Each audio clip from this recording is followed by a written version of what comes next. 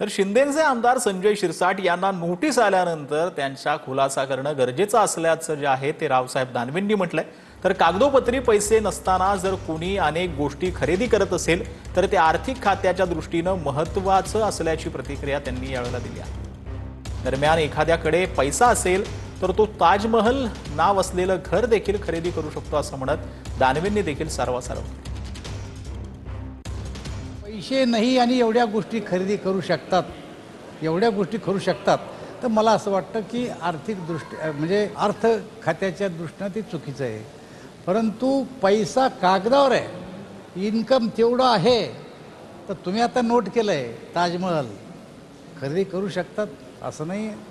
ताजमहल म्हणजे आग्र्याचा ताजमहल नाही, अनेक घरातला ताजमहल हे नावसुद्धा आहे। विरोधी पक्ष तर टार्गेट करणार आहे, पण त्याला उत्तर द्यायला ते जर सक्षम असतील तर अशी किती टार्गेट द्याल तर काय फरक पडतो।